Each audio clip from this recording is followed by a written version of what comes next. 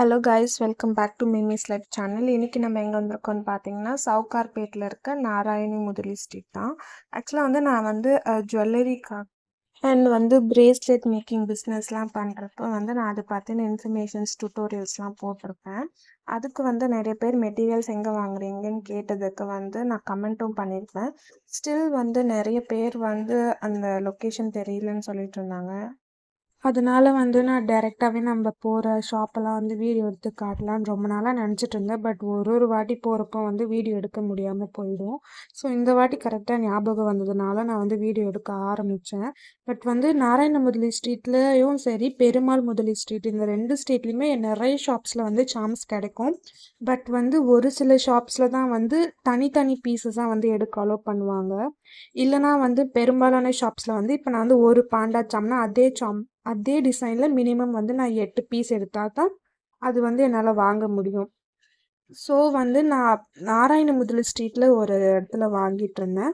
அந்த கடை ரொம்ப நாளுக்கு அப்புறம் போடுறதுனால அந்த கடை எதுன்னே எனக்கு ஞாபகம் இல்லை. ஏன்னா அந்த ஸ்ட்ரீட்ஸில் தான் நிறைய கடைங்க இருக்கும். எல்லாமே ஒரே மாதிரி இருக்கிறதுனாலும் கஷ்டமாக இருக்கும். ஸோ அதுக்கப்புறம் நான் பெருமாள் முதலி ஸ்ட்ரீட்டில் இந்த மிலான் கிரியேஷன் அப்படிங்கிற இந்த ஷாப்புக்கு தான் வந்திருந்தேன்.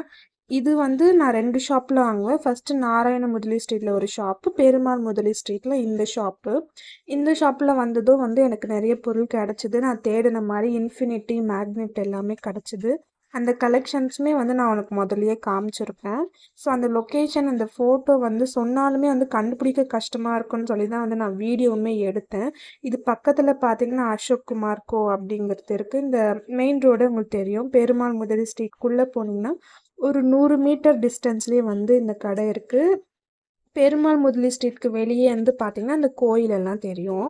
இப்போ வாங்க, நான் என்னெல்லாம் வாங்கினேன்னு சொல்லி காட்டுறேன்.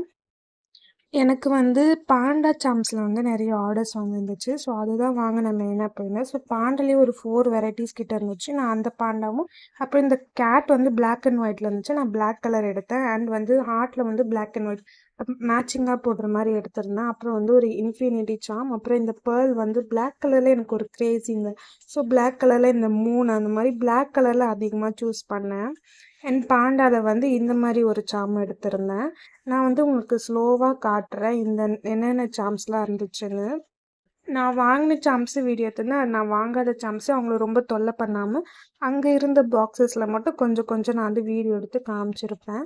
இந்த இடத்துல நிறைய வெரைட்டிஸாக கிடச்சிது. இந்த சாம்ஸ் எல்லாமே நான் 6 ருபீஸ்னு சொல்லி வாங்கியிருந்தேன். நான் வாங்கினேன்னு சொல்லி காமிச்ச எல்லா சாம்ஸுமே 6 ருபீஸ் ப்ரைஸ் ரேஞ்ச் தான். அவ்வளோதான். இந்த வீடியோ உங்களுக்கு யூஸ்ஃபுல்லாக இருக்கும்னு நினைக்கிறேன். தேங்க்ஸ் ஃபார் வாட்சிங்.